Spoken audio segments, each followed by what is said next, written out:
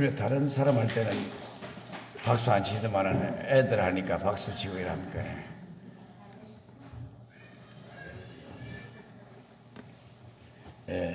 어떤 마이크 좀 낮춰주세요. 어떤 그리스도인이 로또 복권을 늘 2장씩 사고는 하는데 그리스도인이 이런 복권을 사도 되나 늘 망설여지곤 했었습니다. 그러나 어느 날 성경을 읽다 보니까 성경에 로또가 여러 번 나오더라는 겁니다. 창세기 12장 4절 읽어보니까 아브라함이 여호와의 말씀을 따라갔고 롯도 그와 함께 갔다라고 하는 말씀이 나오더라는 겁니다.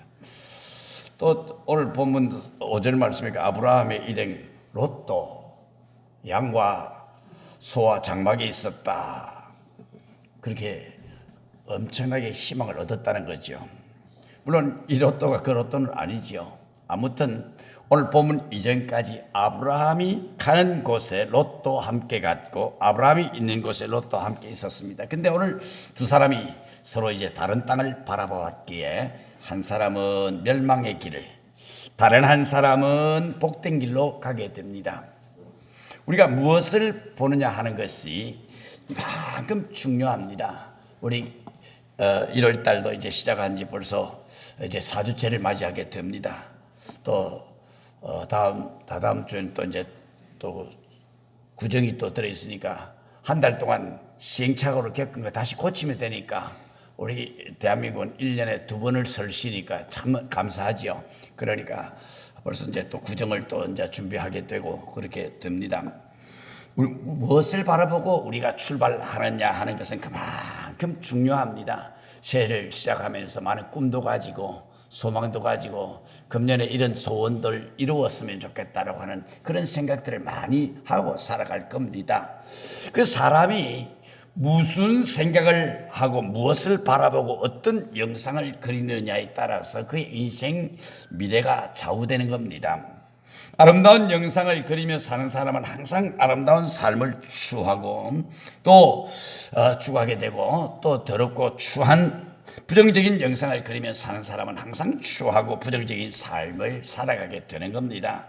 특별히 시대가 참 어려운 시대에 지금 우리가 살아가고 있습니다만은 시대가 어렵고 삶이 힘들수록 우리는 긍정적이고 창조적인 영상, 밝고 빛나는 영상을 그리며 살아야 복 있는 사람이 될 수 있다라고 하는 사실입니다. 본문은 약속의 말씀을 따라갔던 이 아브라함과 조카 롯이 서로 다른 땅을 바라보고 서로 다른 땅을 얻어서 다른 삶을 살아가는 이야기가 기록이 되어 있습니다. 본문 10절 말씀해 보니까 롯이 눈을 들어 땅을 보았다라고 기록을 했고요. 14절에서는 아브라함이 눈을 들어 땅을 보았다라고 말씀을 하고 있습니다. 어떤 땅을 보느냐, 어떤 땅을 얻느냐에 따라서 축복의 사람이 되기도 하고 저주의 사람이 되기도 합니다. 그렇기 때문에 하나님의 사람들은 하나님이 우리에게 주시는 땅을 얻어야 하는 것입니다. 하나님의 사람들은 하나님이 주시는 비전, 하나님이 주시는 성품, 하나님이 주시는 사람을 얻는 것이 가장 큰 복이라고 생각이 되어집니다. 그래서 온유한 자는 복이 있나니 그가 땅을 기업으로 받을 것이요 라고 말할 때 여기 땅은 하나님이 주시는 비전, 사람을 의미합니다. 옳습니다. 온유한 사람은 좋은 사람을 만납니다. 그들과 함께 비전을 이루어 나갑니다. 여러분의 눈에는 어떤 땅이 보입니까? 신령한 땅이 보입니까? 세상에 있는 땅만 보고 사는 사람은요, 땅의 사람입니다. 근데 영원한 땅을 보고 하늘의 땅을 바라보고 살아가는 사람들은 하늘의 사람입니다. 내가 땅의 사람이냐 하늘의 사람이냐는 것은 내가 무엇을 보고 살아가느냐에 차이가 있는 겁니다. 여기 본다라고 하는 것은 소원을 말합니다. 비전을 말합니다. 가치관을 말합니다. 무엇을 보고 무엇을 위해 사느냐 하는 것이 그 사람의 영적 수준인 것입니다. 믿음입니다. 우선순위입니다. 인생관입니다. 두 번째로 잘못된 가치는 잘못된 것을 볼 수밖에 없습니다. 오늘 본문의 아브라함의 목자들과 롯의 목자들이 땅 문제로 갈등을 겪고 있을 때 아브라함이 적극적으로 나서서 이 문제를 해결을 합니다. 네가 우하면 내가 좌하고 네가 좌하면 내가 우하리니 네 좋은 대로 먼저 선택을 해라. 조카 롯에게 이렇게 양보를 합니다. 한마디로 말하면 목축업을 하는 사람들에게서는 목초지를 양보한다고 하는 것은 생명을 내어놓는 일입니다.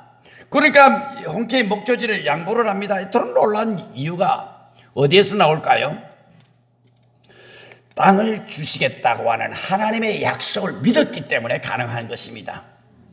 오늘도 우리 하나님의 축복을 믿는 사람은요, 지금 육신의 환경 이것 때문에 고민하지 않습니다. 하나님은 더 좋은 것 주시리라고, 하나님은 더 나은 복을 우리에게 주시려고 생각하기 때문에 지금 땅의 것 때문에 후회하거나 낙심하거나 절망하는 법은 없는 것입니다.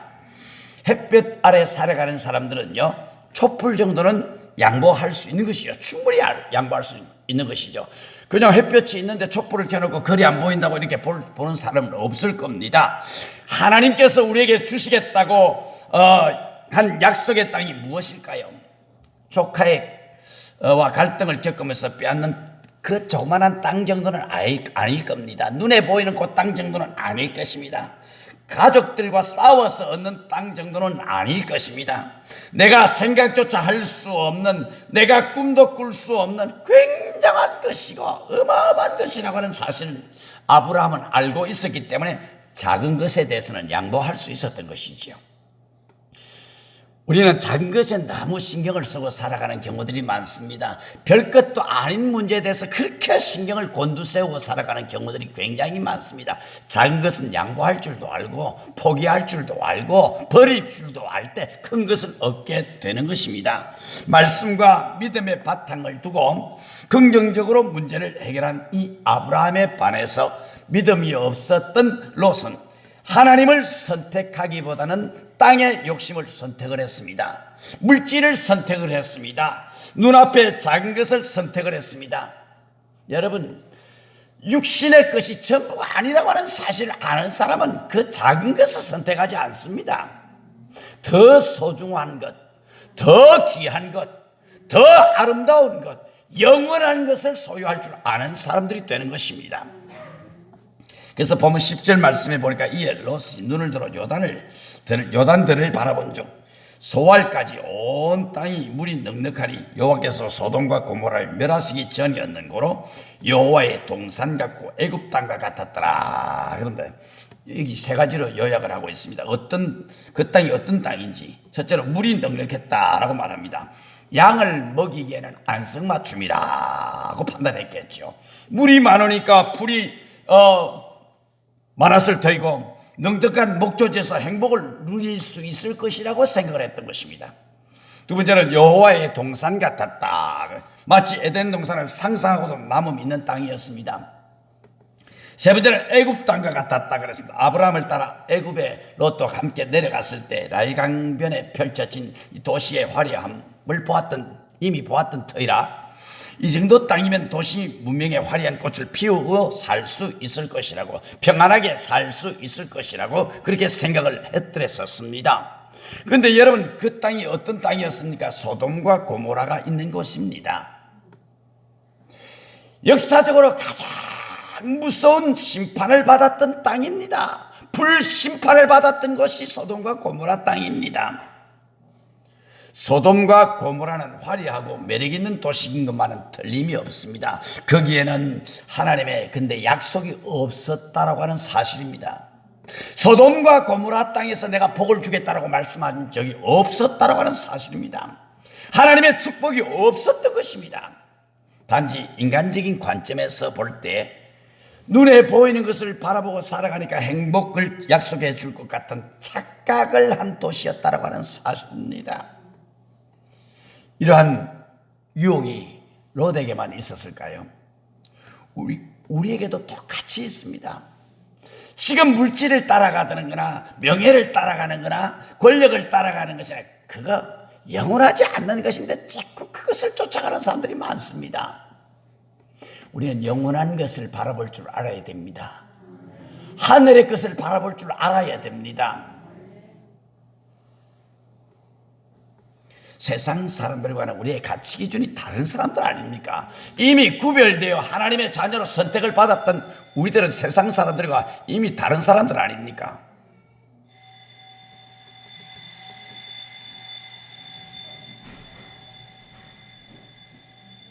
불 났다고 배를 올려도 아무도 도망을 안 갑니다. 이게.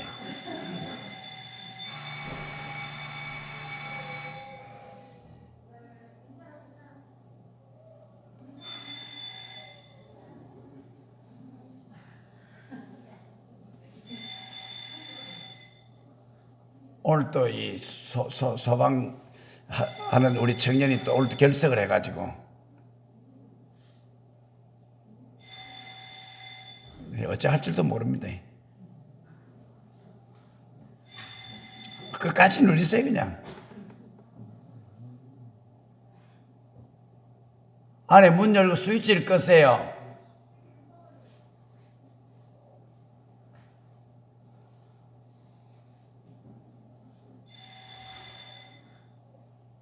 스위치를 내려버리면 되는데요.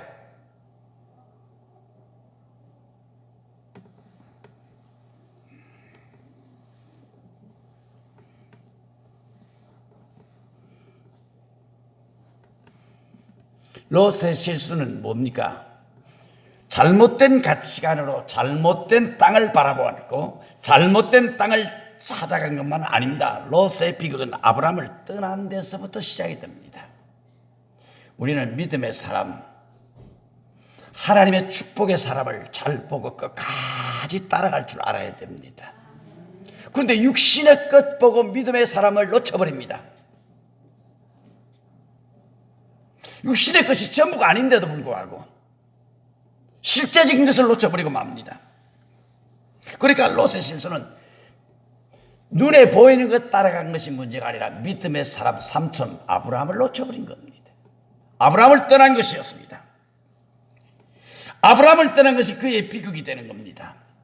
아브라함은 복의 근원이 되리라 라고 하는 하나님의 약속이 이미 아브라함에게 주어졌습니다. 그러니까 복의 근원을 따라가면 내가 복을 받을 수 있는 것이고 아브라함이 잘 되면 나도 잘 되는 것이고 믿음의 사람들이 가는 길에 우리도 승리하는 길이고 그런 겁니다. 아브라함은 하나님의 약속을 붙들고 다니는 사람입니다. 아브라함을 떠난 것은 약속을 버리는 것이죠.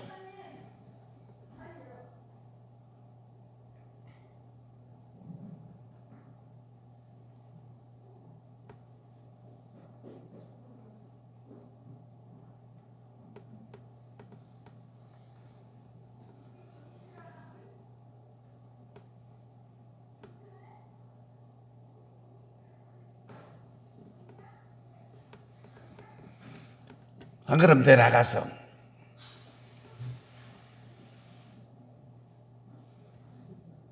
문 닫으세요. 문 닫으세요. 믿음의 사람을 따라가면 내가 복의 근원이 되는 겁니다. 나를 만나는 모든 사람들이 복되게 하는 삶을 살아갈 수 있는 것입니다. 복을 받아도 믿음의 사람만 따라가면 내게도 그런 기적이 일어날 것입니다.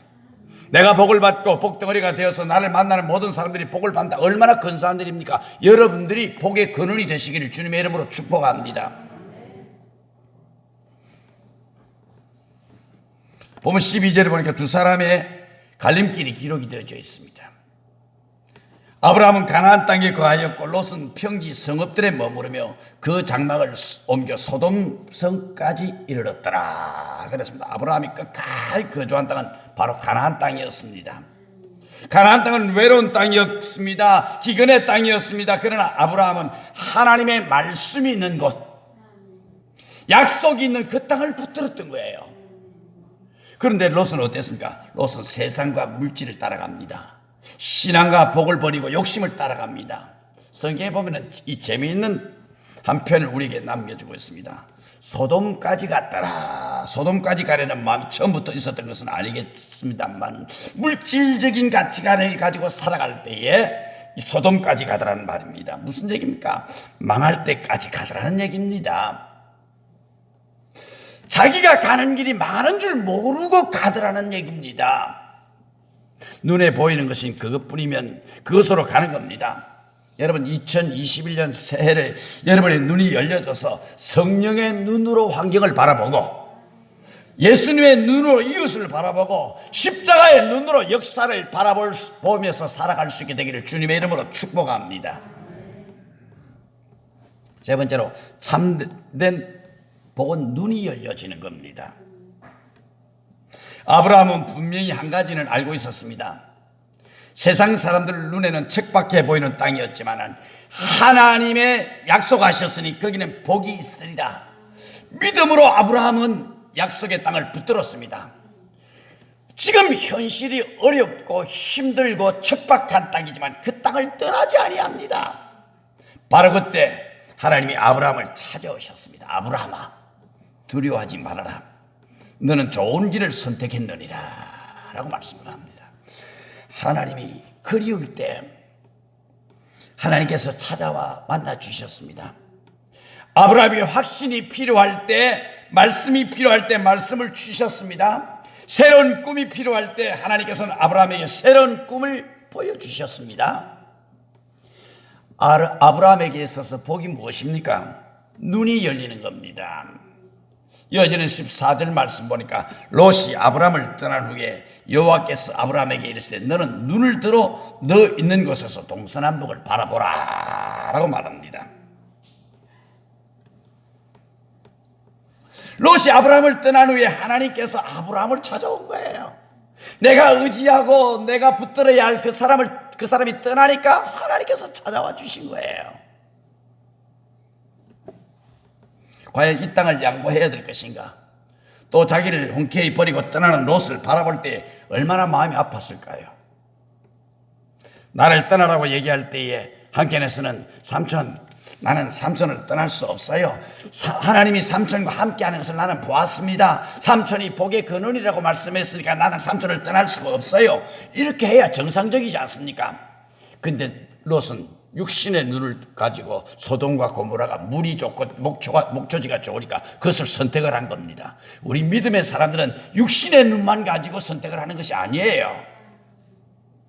영혼의 눈을, 신령한 눈을 또 바라볼 수 있는 그런 믿음이 우리에게 있어야 되는 것입니다. 그런데 조카 롯은 훌쩍 떠나버리고 말았습니다. 자신이 받은 비전이 가장 가까운 롯에게까지 인정받지 못하다고 생각할 때, 소중히 여겼던 가족에게조차 용납받지 못한다고 생각할 때 얼마나 마음이 아프고 상심이 컸을까요? 믿음이 아마 뿌리부터 흔들리고 있었을 것입니다. 가장 가까운 사람에게, 지금까지 평생 같이 동행해오던 사람에게 버림받았다고 생각할 때 얼마나 믿음의 뿌리가 흔들렸겠습니까? 꿈이 송두리째 무너지고 있었습니다. 바로 이때 하나님이 찾아오셨습니다. 그리고 믿음의 눈으로 내일을 바라보라고 말씀합니다. 믿음의 눈으로 세상을 바라보라고 말씀을 합니다. 믿음이 좋아진다는 게 무엇을 의미합니까?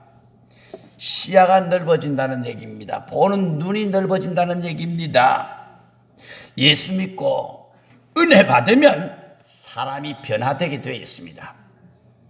눈이 변합니다. 비전이 변합니다. 변하면 안 보이던 세계가 보여지게 되어 있습니다. 변화되면 사소한 일에, 작은 일에 집착하던 사람이 큰 일을 보게 되는 겁니다. 땅만 바라보고 살던 사람이 하늘을 바라볼 수 있게 되는 것입니다. 가까운 것만 보고 살던 사람이 먼 것을 보게 되는 것입니다. 은혜 받으면 달라져요. 은혜 못 받았으니까 자꾸 눈에 보이는 것만 쫓아가지, 은혜 받으면 큰 것만 생각합니다. 큰 비전을 꿈꿉니다. 하늘의 것을 바라봅니다. 새로운 세계가 보여지는 것입니다. 은혜 받아야 돼요. 은혜 안 받고 신앙생활 하는 것만큼 힘든 일이 없습니다. 교회를 왜 나가야 되는지, 예수를 왜 믿어야 되는지, 지금 국가적으로 교회 지금 나가지 말라고 이야기를 하는데 꼭 나가야 되느냐 생각을 하게 되는 겁니다. 은혜 받으면 왜 내가 하나님을 예배해야 되고, 왜 내가 하나님을 찬송해야 되고, 왜 내가 하나님을 섬기는가를 알게 되는 겁니다. 마음과 눈이 열려지면 달라지게 됐습니다. 이것이 믿음이라고 하는 겁니다. 이것이 비전인 것입니다. 여러분, 이 세상 일이라고 하는 것이 되게 보면 너무 뻔한 것 아닙니까? 한마디로 말하면 다 신기루 같은 것들입니다. 붙들지만은 마지막에는 한 줌의 재로 남아버리고 마는 겁니다. 지금 우리나라 대통령들 권력을 부여잡고 5년 대통령 하고 난 뒤에 전부 그냥 감옥에 가네요. 다 이 세상의 권력이라고 하는 게 그런 겁니다. 영원할 줄 알았지요. 세상 사람들이 다 나만 좋아할 줄 알았지요. 영원한 것 없습니다. 영원히 살 것처럼 펼쳐지는 줄 모르지만 언젠가는 끝날 날이 있다라고 하는 사실입니다. 이게 이 세상이에요. 그러나 믿음을 열고 믿음의 눈을 열고 세상을 바라보면 세상 사람들이 보지 못하는 새로운 세계가 보여지게끔 되어 있습니다. 여러분 꼭 기억하시길 바랍니다. 이 땅의 것들은 아무리 귀해도 언젠간 내 곁을 다 떠나게 되어 있습니다. 심지어 남편도 내 생명도 나를 다 떠납니다. 너무 집착하면 빼앗깁니다. 여러분 영원한 것이 보여야 세상 살아가는 데 힘을 얻는 거예요. 천국에 소망이 있어야 땅에 기대를 걸지 않는 거예요. 네 번째는 이 바라봄의 법칙을 우리가 깨달아야 됩니다. 롯을 떠나보낸 아브라함에게 찾아오신 하나님께서 말씀하셨습니다. 너는 눈을 들어 너 있는 곳에서 동서남북을 바라보라. 동서남북 새로운 세계를 바라보라는 겁니다. 내 있는 곳에서 너 있는 곳에서 새로운 세계를 바라보라. 믿음의 세계를 보라는 겁니다. 동쪽만 보던 눈을 갖다서 이제 서쪽도 바라보고 남쪽도 바라보고 북쪽도 바라보라는 겁니다. 이 동서남북을 함께 바라보는 것은 한쪽 바라보는 것하고는 엄청난 차이가 있는 것입니다. 내 현실을 잘 살피는 것이 잘못된 것은 아닙니다. 그러나 거기서 하나님의 계획과 하나님의 동행하심을 보지 못한다면 큰 잘못이 되겠지요. 현실의 도취가 되어서 영원한 세계를 보지 못했다면 대단한 잘못이겠지요. 사도 바울은 히브리인입니다. 유대인을 사랑하던 사람입니다. 그러나 그가 예수님을 만나고 난 이후와 예수님을 만나기 전의 삶은 완전히 달랐습니다. 예수 만나기 전에는 예수를 핍박하던 사람입니다. 예수 믿는 사람들을 핍박하던 사람입니다. 잡아 죽이던 사람입니다. 근데 본인이 다메섹 도상을 향하여 올라갔는데 예수를 직접 만납니다. 사울아 어찌하여 내가 나를 핍박하느냐. 거기서 고꾸라집니다. 예수 만나고 인생관이 달라집니다. 이방인들은 구원받지 못할 자라고 생각했던 이 사울의 눈이 달라집니다. 이방민족의 큰 선교사가 되지 않습니까? 유대 땅만 보던 눈이 온 우주에 펼쳐질 하나님의 비전을 보게 된 겁니다. 세계적인 사도가 된 겁니다. 사도 요한은 밤모섬에 기베 유배당에서 거기서 홀로 외롭게 지낸데 버려진 땅 밤모섬에서 그는 죽을 줄로 알았습니다. 근데 거기서 하늘에 눈이 열려지니까 눈이 열려서 하늘을 바라보게 된 겁니다. 새로운 세상을 보게 된 겁니다. 그는 기록합니다. 요한계시록을 마지막 때 되어질 사건들을 우리에게 쭉 본 그대로 기록을 하고 있습니다. 영원히 살 새로운 세계의 꿈을 우리에게 나눠주고 있는 것입니다. 이 땅만 보던 눈이 영원한 하늘나라를 본 것입니다. 마지막 때에 되어질 사건들을 바라본 겁니다. 마포 3열 박사라고 하는 분이 미국의 부통령으로 지명을 받았던 사람입니다. 근데 하나님 앞에 어느 날 기도하기 시작합니다. 기도하는데 환상 중에 대한민국의 한반도의 지도가 보이는 겁니다. 예수 없이 죽어가는 한민족을 보았습니다. 한국 땅에 선교사로 자원해서 옵니다. 최초로 장로의 신학대학을 세웁니다. 마틴 루터와 칼빈은 가톨릭에 가는 우물 안에 갇혀 있었습니다. 말씀의 연구를 하는 가운데 새로운 눈이 열려지게 된 겁니다. 하나님께서 그렇게 세우기를 원하시는 교회는 바로 이런 교회가 아니었지 않느냐? 주님이 기뻐하시는 교회는 이런 교회가 아니야. 종교개혁을 일으키게 됩니다. 허드슨 테일러는 중국을 보았습니다. 더트라고 하는 젊은이는 아프리카를 보았습니다. 윌리엄 캐리는 인도를 보았습니다. 여러분, 세상의 비전을 버리고 하나님의 나라의 세계를 바라본 사람들은 전부 이름도 없이 빛도 없이 헌신했던 선교사들의 삶이었습니다.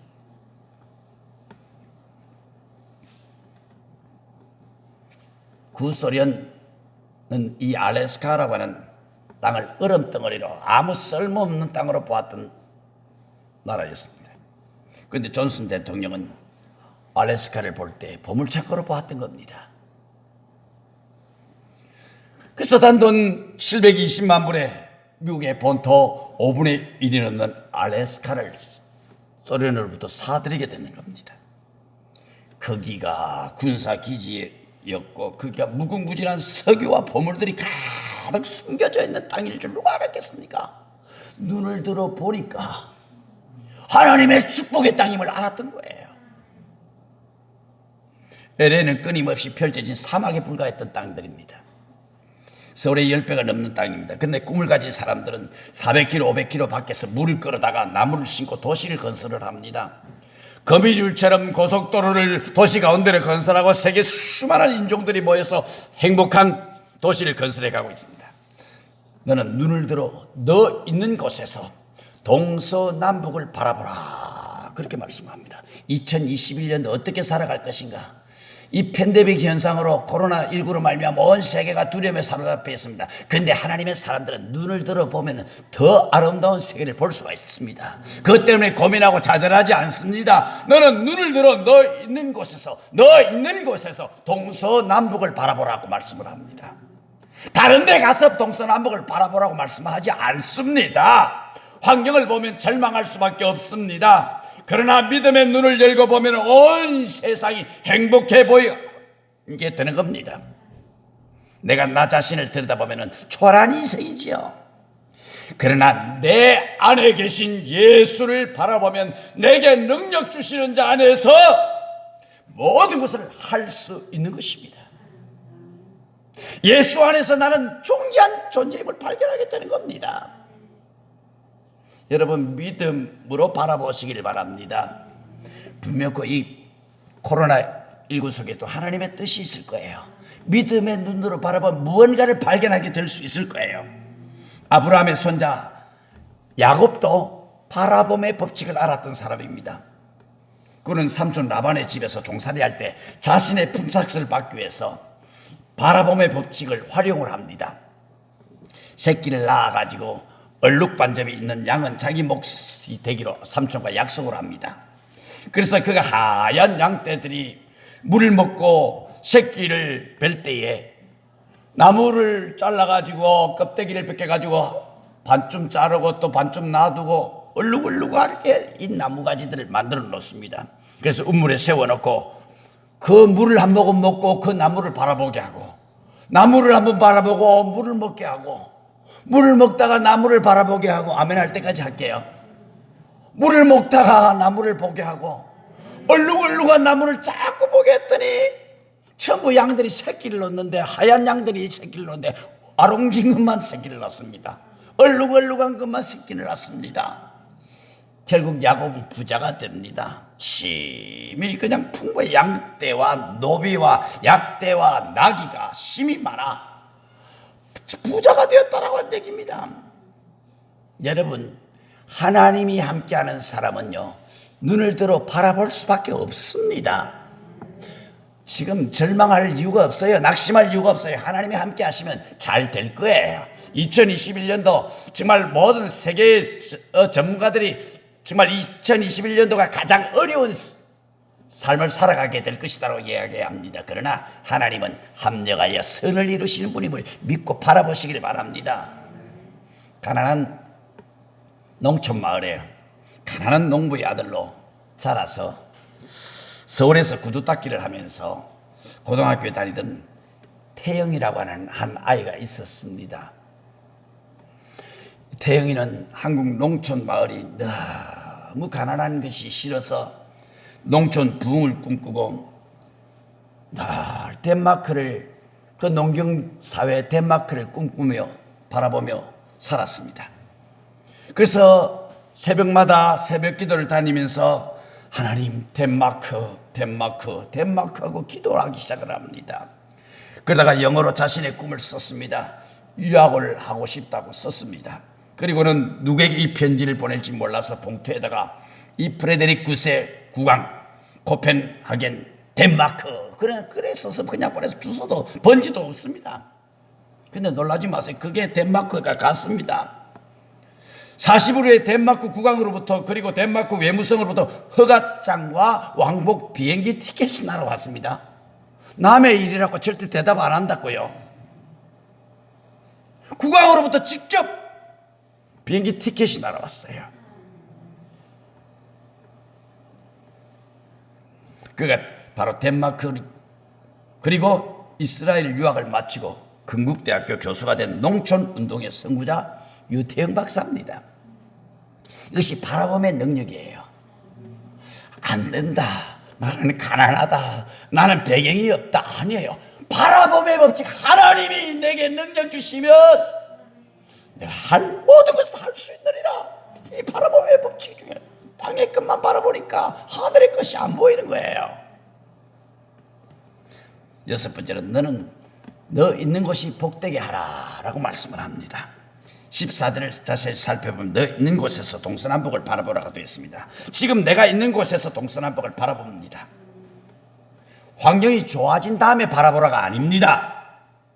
그 환경 속에서 믿음이 좋아진 다음에 비전을 품으라가 아닙니다. 너 있는 모습, 너의 위치 그곳에서 5년, 10년 후가 아니라 오늘 이 자리에서 꿈을 꾸고 비전을 품고 희망을 바라보라는 겁니다. 할렐루야.